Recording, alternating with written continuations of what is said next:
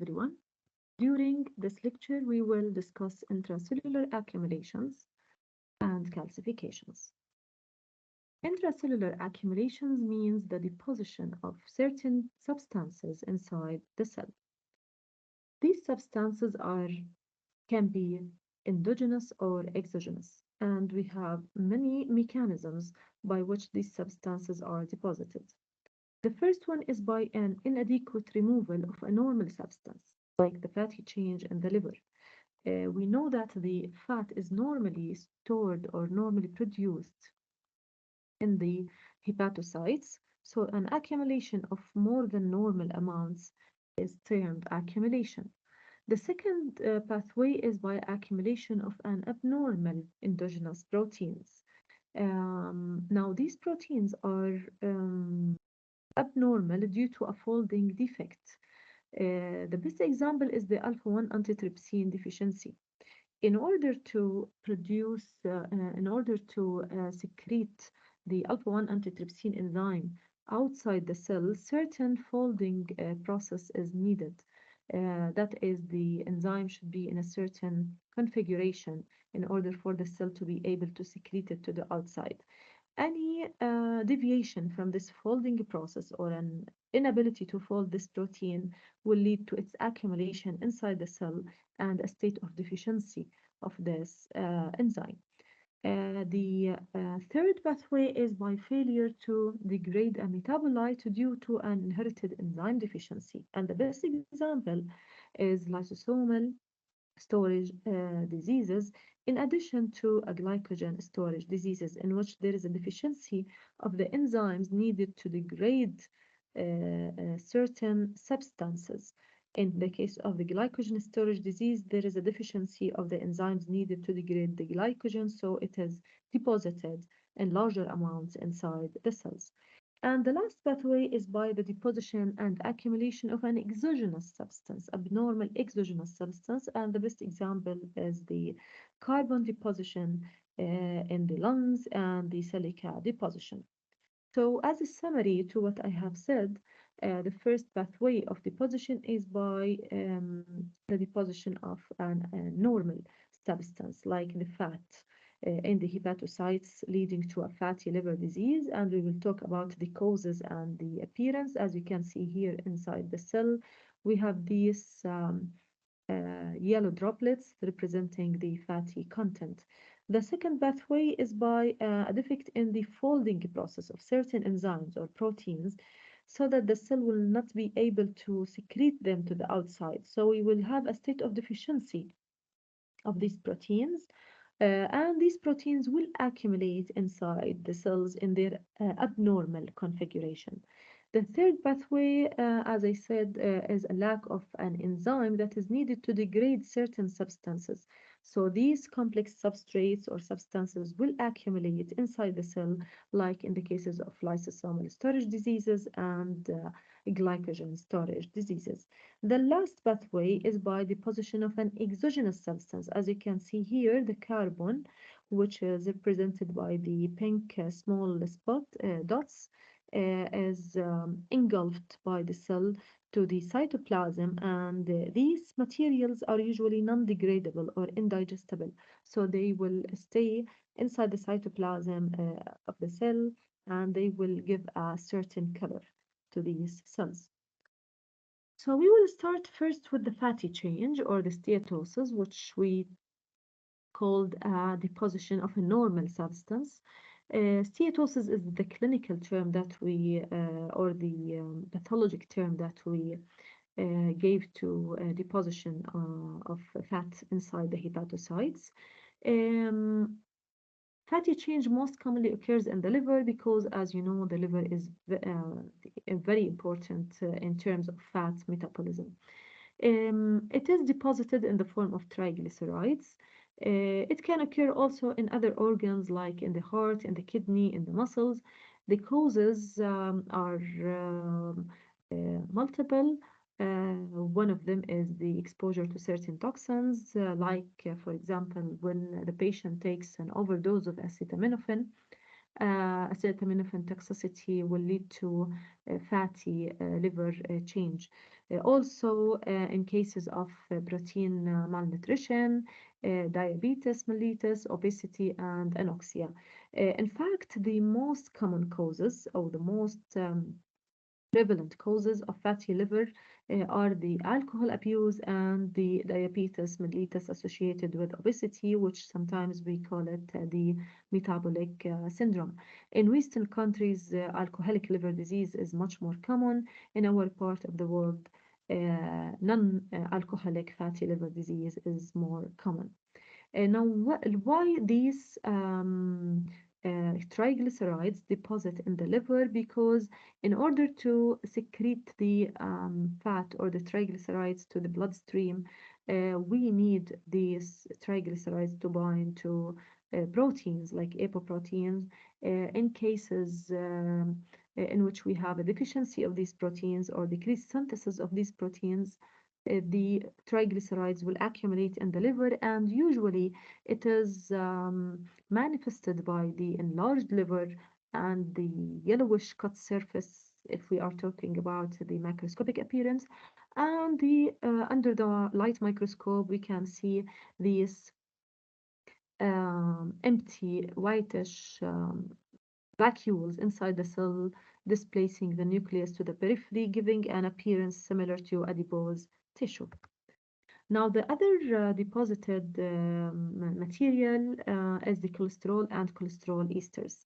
Now, the phagocytes, which are the macrophages, become overloaded with lipids. So, these lipids are triglycerides, cholesterol, and cholesterol esters. And the best example is the deposition of these cholesterols and cholesterol esters in the wall of blood vessels in patients who are diabetics, who are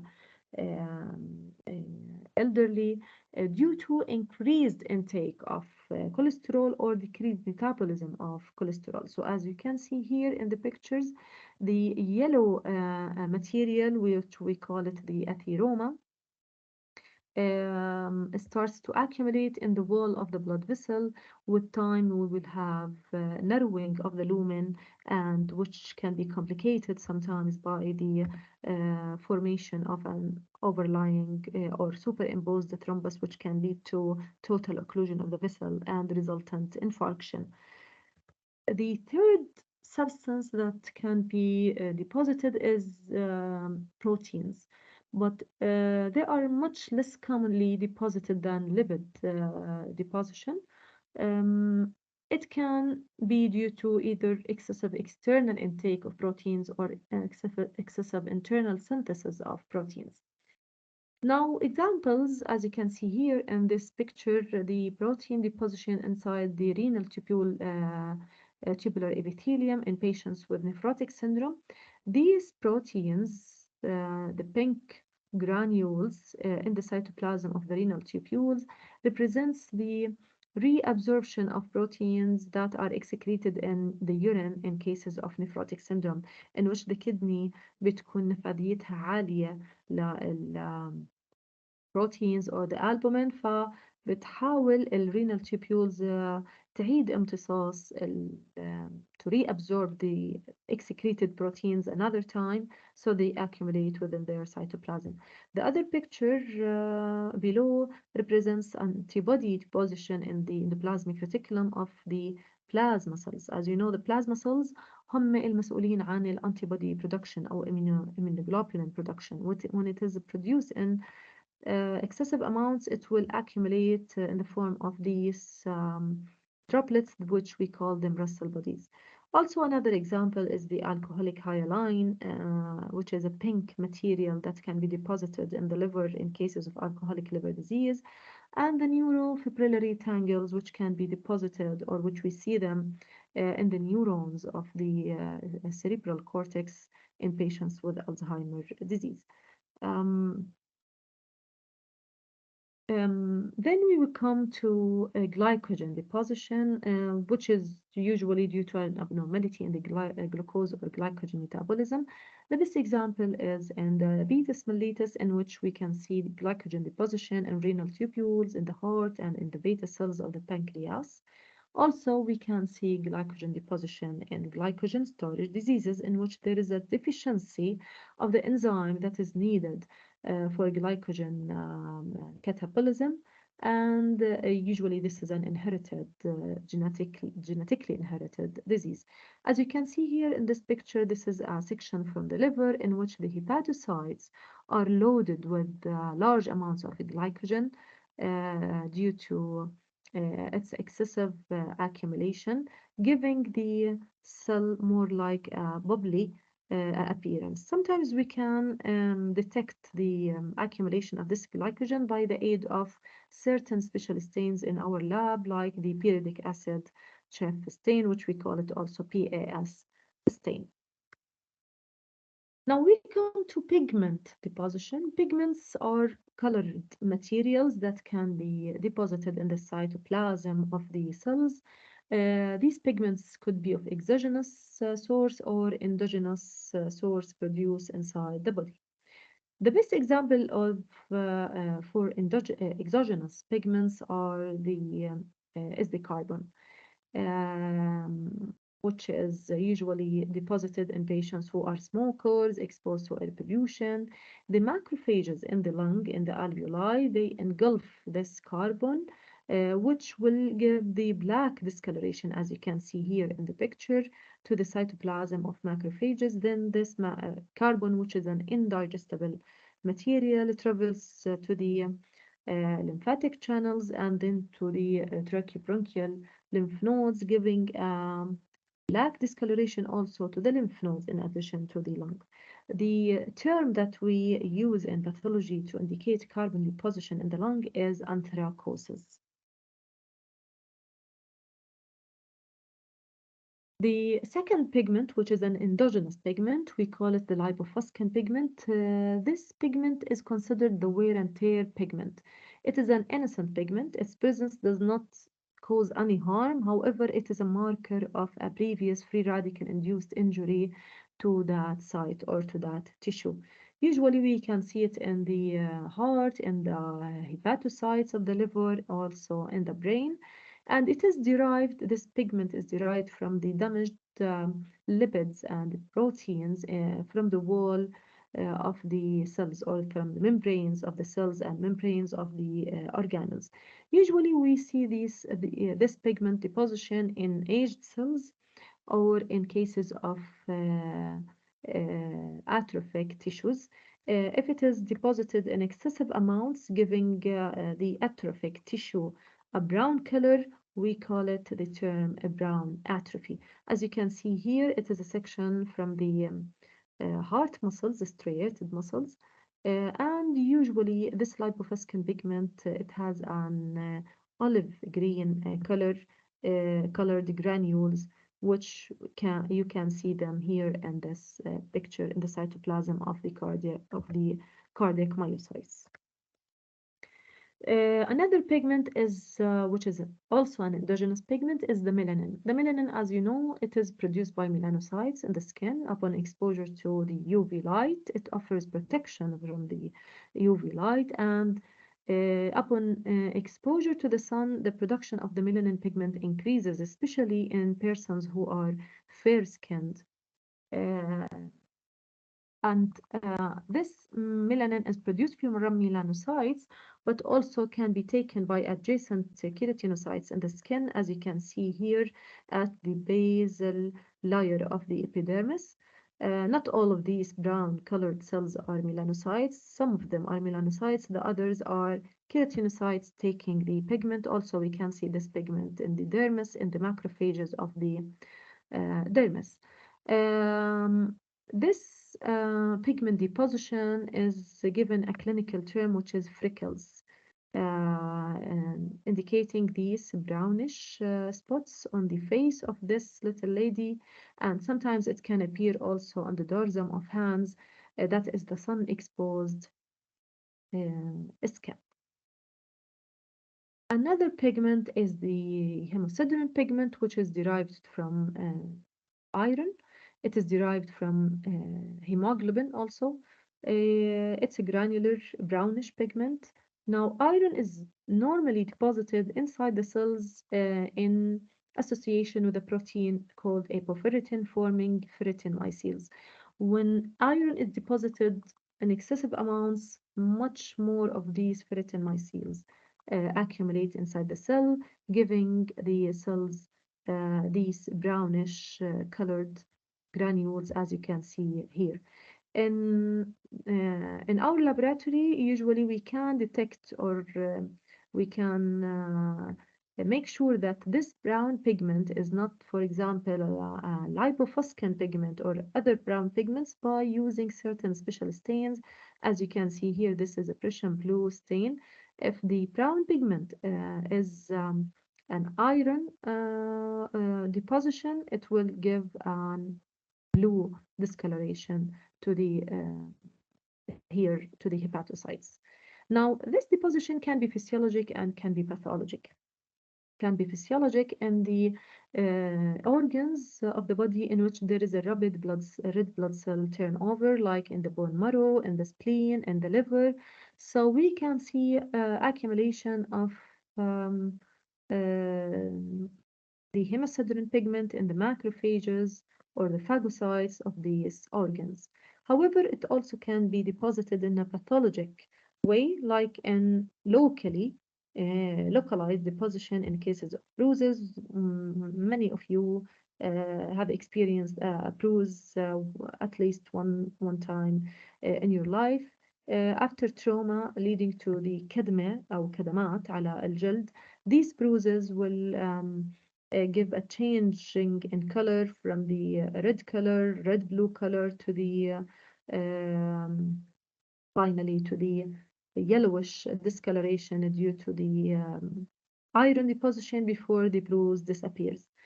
Also, it can be generalized, and we call it here hemosiderosis. Now, hemosiderosis, it's a systemic pathologic deposition of hemosiderin, like in patients with hemochromatosis, which is a genetically inherited disease in which iron is deposited in many organs of the body, like in the liver and the spleen and the heart and the skin. Also, it can be deposited بشكل systemic in hemolytic anemias in which there is a rapid red blood cell turnover, and in patients who are taking repeated blood transfusions, like, for example, thalassemia patients, regarding hemolytic anemias, also sickle cell anemia, thalassemia. All of these spherocytosis will lead to excessive iron um, accumulation. The blue color of these granules if it contains iron, but if it is lipofuscin or melanin, it will not take this stain. Now we come to deposition of calcium, which we call it calcification. It is an abnormal deposition of calcium salts together with small amounts of iron, magnesium, and other minerals. And we have two types of calcifications, the dystrophic calcification and metastatic calcification. Why it is called dystrophic calcification? Because the deposition occurs in dead or injured tissues, not in normal tissues, and it is usually associated with a normal calcium levels in the blood and normal calcium metabolism. That is, it is not associated with hypercalcemia, but it is exacerbated by hypercalcemia. The other type of calcifications is metastatic calcifications. It is a misnomer because it has nothing to do with the malignancy, because we know that metastasis معناها انتشار المalignancy، انتشار المرض الخبيث أو انتشار الكانسر.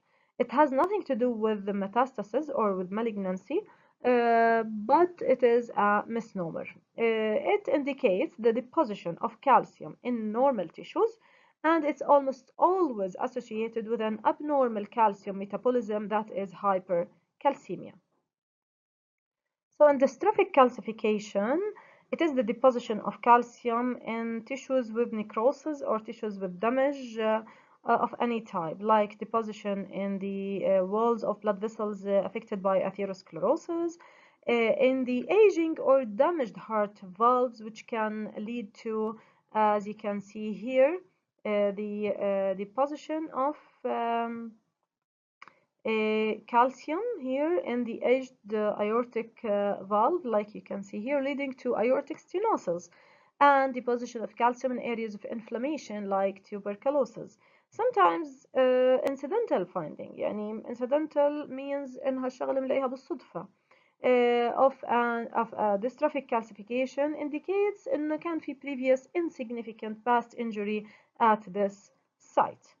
If the dystrophic calcification deposition is excessive, it can be associated with organ dysfunction, but if it is of minimal amount, it cannot be associated with organ dysfunction. Now, regarding metastatic calcification, as you can see here, it is characterized by under the microscope, under the light microscope, calcium can be seen as this purple color, but macroscopically or grossly, as you have seen in the previous slide in the aortic valve, it gives a whitish, chalky color. Microscopically, it is a purple color, as you can see here, and metastatic calcification, the surrounding tissue or the tissue is normal. So it is deposited in normal tissues, not in damaged or aged or injured or necrotic tissues like in dystrophic calcification. The causes of metastatic calcification are any cause that is associated with hypercalcemia, like hyperparathyroidism, whether it's primary or secondary hyperparathyroidism, which can occur in renal failure, or the production of parathyroid hormone related proteins like what occurs with certain malignancies. Bone destruction of any cause like metastasis, Paget's disease of the bone, multiple myeloma, a tumor of the plasma cells of the bone in the bone, and leukemias, immobilization.